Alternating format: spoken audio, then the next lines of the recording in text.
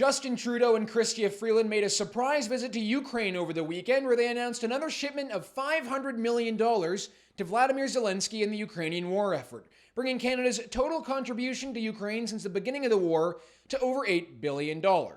Sure, $8 billion is not a lot in the context of a war, but when the Canadian government can't even afford helmets for our own troops, and even food for our own troops, surely the question should be asked about who the Trudeau government is prioritizing here. While in Kiev, Trudeau addressed the Ukrainian parliament and repeated the now famous slogan that he has been using since the beginning of the war. Canada will continue to stand with Ukraine with whatever it takes, as long as it takes. Nobody seems to know exactly what Trudeau means when he says this, and no Canadian legacy media journalist seems willing to ask that question. Trudeau also said this to the Ukrainian parliament. You're fighting for the survival of everything. You're fighting for freedom, for democracy, for the right of self-determination. You're fighting for borders to mean something, even when a neighbor has a bigger armory. Despite the fact that Zelensky has banned the Ukrainian Orthodox Church, dissolved the independent media in his country, and also dissolved his political opposition. This is not to say that they are the bad guys here, in fact, quite the opposite. It's just to say that saying you're fighting for freedom and democracy is a little difficult when you're banning your political opposition and shutting down independent media. Oh, and for good measure, Justin Trudeau made sure to meet with and shake the hand of a man who has been accused of being a Nazi sympathizer and a Holocaust denier. Here's what the Canadian legacy media had to say about that interaction. Drop a like in the video, help us out by subscribing to the True North YouTube channel, and the comment question for the episode is this. How do you think the war in the Ukraine will end? Let me know in the comments, and let's get into it. Well, this is a bit awkward, isn't it? Here's Justin Trudeau meeting with former Ukrainian ambassador to Germany, Andrei Melnik. Melnik was forced to leave his post as German ambassador after going on a German-language interview and praising and defending Stepan Bandera. Bandera is a far-right World War II-era icon in the Ukraine, whose followers and militants in the Organization of Ukrainian Nationalists massacred tens of thousands of Poles and Jews. For some quick historical context, Bandera openly collaborated with the Nazis in World War II, but by the time his own militants began the slaughter of Poles in the Ukraine, Bandera was interned in a German concentration camp after it became obvious that Germany was not going to recognize Ukrainian sovereignty. Here's Melnik in a German-language interview from 2022, defending Bandera and dismissing the accusations against him. Aber hat Israel Unrecht? Israel, der Staat Israel, Ja, dass 800.000 Juden auch von Banderas Truppen und Bandera Israel, Denken Sie sich das aus? Ich weiß nicht, was Sie sich ausdenken, aber wir reden über Bandera, ja? Und wir reden über Bandera. Die ganze Welt erkennt an, dass Bandera an der Ermordung von 100.000 Juden beteiligt ist. Nein, das stimmt außer nicht. Die Ukraine. Es gibt keine Belege, dass Bandera-Truppen Hunderttausende Juden ermordet haben. Those comments were quickly condemned by both the Polish and Israeli governments, and before Melnik was forced to leave his post after making those comments, he stated on the record that he condemns the Holocaust in the harshest possible terms. Canadian media and Jewish organizations in Canada, however, have refused to condemn Justin Trudeau for meeting with Melnik and have refused to report on the interaction. Well, it's actually not that surprising that the Canadian media have refused to report on this interaction, because for quite some time, the Canadian media have been silent about the uncomfortable connection between neo-Nazis and Ukraine. For example, at a Ukraine rally in early 2022, Chrystia Freeland was seen holding up a blood and soil Bandera movement scarf at City Hall in Toronto. True North's Candace Malcolm was the first to break the story, and Freeland posted the photo of herself holding up the scarf, but then quickly deleted the photo and reposted a new photo without the scarf in the picture. Legacy media outlets across the country, most notably being the National Post, accused anyone of raising issue with Freeland holding that Bandera movement scarf of pushing Russian propaganda. Also, it's important not to forget that Chrystia Freeland's own grandfather, as reported by the Ottawa Citizen, was indeed a Nazi collaborator and newspaper propagandist. And before the Ottawa Citizen confirmed this story in 2017, Freeland's office and other legacy media journalists once again claimed anyone who was pushing that story to be advancing Russian propaganda. Despite being an open secret for years that Ukraine has a very sketchy relationship with neo-Nazism, legacy media outlets have refused to cover, for example, the Azov battalion's frequent use of Nazi imagery until the New York Times finally decided to report on it a few weeks ago. Now, despite this overwhelming and uncomfortable evidence, legacy media journalists in Canada, Justin Trudeau himself, and even his Liberal MPs have no problem attacking Conservatives for doing the things that they themselves have been doing for years. Remember back during the Freedom Convoy when Justin Trudeau shamelessly said to Melissa Lantsman, a Jewish MP, that she was standing with those who wave swastikas. Mr. Speaker, when did the Prime Minister lose his way? When did it happen? The Right Honourable Prime Minister. Mr. Speaker, Conservative Party members can stand with people who wave swastikas. They can stand with people who wave the Confederate flag. And when Conservative MPs met with German member of European Parliament Chrystia Anderson, who, by the way, did more to oppose lockdowns and mandates in Canada than most Canadian politicians, Justin Trudeau said that Leslyn Lewis, a black woman, was standing with a known far-right extremist. A Conservative leader meets with a known far-right extremist. Oh, we didn't know who it was. Even worse, Liberal MP Jennifer O'Connell stood up in the House of Commons and shrieked at Leslyn Lewis that she met with, quote, a known Nazi. Remember this?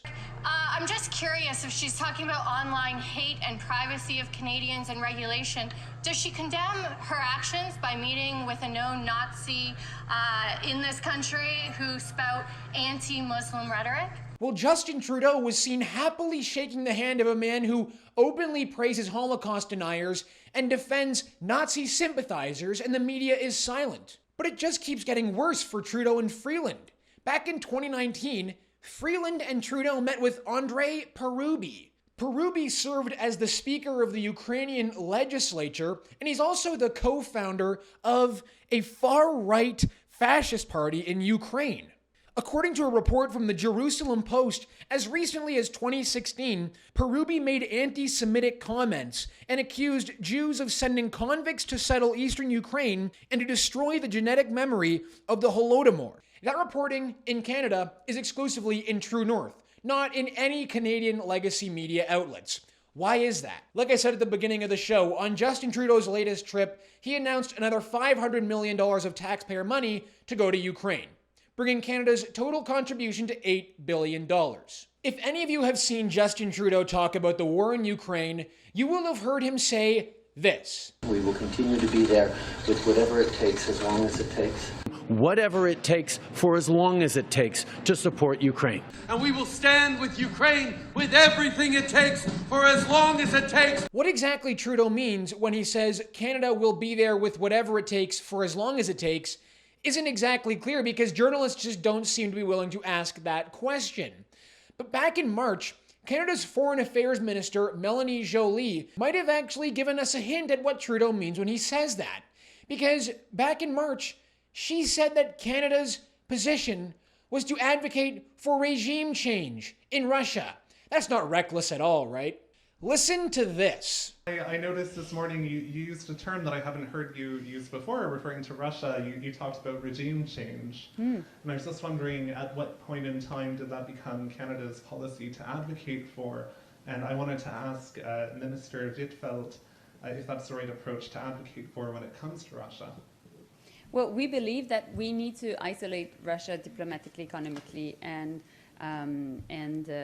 politically, and that is the regime that I'm referring to, of course. At the same time as Trudeau has given Ukraine $8 billion and continues to say that Canada will be there with whatever it takes for as long as it takes, Canadians are lining up at food banks just to stay alive. Interest rates keep rising, and more Canadians are struggling. Justin Trudeau, when he's at home, has no problem telling Canadians that he knows times are tough. But it doesn't seem to stop Trudeau from finding more money to send to Ukraine. So, even though we're facing real tough times right now for a whole lot of people, I'm incredibly optimistic about this country. Remember when Trudeau told a veteran amputee who lost his leg serving in Afghanistan that veterans are asking for more than the government is able to give? My question is, what veterans were you talking about? Was it the ones that fought for the freedoms and values that you so proudly boast about, or was it the ones who fought against? Because honestly, Mr. Prime Minister, I was prepared to be injured in the line of duty when I joined the military. Nobody forced me to join the military. I was prepared to be killed in action. What I wasn't prepared for, Mr. Prime Minister, is Canada turning its back on me. Thank you for having the courage to stand here, and thank you for listening to my answer. On a couple of elements you brought up. First of all, why are we still fighting against certain veterans groups in court? Because they are asking for more than we are able to give right now. The Veterans Affairs budget for 2022 was $6.3 billion. We sent $8 billion to the Ukraine. Now, $8 billion does nothing for the Ukraine. It's a rounding error compared to the money they're receiving from the United States. But $8 billion would do a lot more for our veterans than it would for Ukrainian soldiers. But no, our veterans, the ones that actually served our country, are asking for more than we're able to give. And at the same time, take a look at this article from the CBC published just last week. An embarrassing gear shortage has Canadian troops in Latvia buying their own helmets. There's a phrase soldiers use to describe equipment they've bought themselves to augment what the army gives them. They call it Gucci gear, after the luxury fashion designer. For Canadian troops deployed in Latvia, those private purchases have been decidedly more practical than luxurious, given the fact that they're taking part in more live-fire training exercises meant to deter Russia from setting foot in the Baltic country. They've also purchased rain gear and vests and belts to carry water and ammunition. So the Canadian troops are literally buying their own military equipment off the internet so they can actually do the job that they're being paid to do by the government. Oh, but here's $8 billion for Vladimir Zelensky. Take a look at this article from the Ottawa Citizen published a few months ago. Canadian troops in Poland not being reimbursed for meals. Canadian soldiers are training Ukrainian military, but a backlog with the Canadian forces reimbursing the soldiers for food costs is causing financial hardship for families back home. Some of the Canadian soldiers, according to this Ottawa Citizen article, have had to go into thousands of dollars of debt just to keep themselves fed. It's shameful, it's embarrassing, and it's a disgrace to the once great Canadian Armed Forces. But as Canadians are struggling at home, as wildfires burn across our country, Trudeau flies off to the Ukraine, gives them more of our money, and shakes the hand with people who are accused of being Nazi sympathizers. Is there anything that Canadians can be proud of when it comes to this? By the way, the largest protest against gender ideology in Canadian history took place on Friday, and I was on the ground to capture the scenes for True North. Organized by Billboard Chris and student activist leader Josh Alexander, the Education Over Indoctrination rally gathered thousands of Canadians to come out onto the streets and oppose radical gender ideology in Canadian schools. Parents and children from diverse racial and ethnic backgrounds, including a very notable contingent of Muslim parents, showed up to peacefully protest radical gender ideology. You can check out my full report in the video description below, and if you want to see True North do more on-the-ground reporting like this, please remember to help us out by donating to us at donate.tnc.news. Alright, that's going to do it for us today on the show. Reminder to let me know in the comments your answer to the comment question. How do you think the war in the Ukraine is going to end? Remember, the one word you can't say when it comes to the war in Ukraine is peace. Because peace, for whatever reason, doesn't seem to be what everyone here is trying to get at. Thank you so much for watching. My name is Harrison Faulkner, and this is Ratio.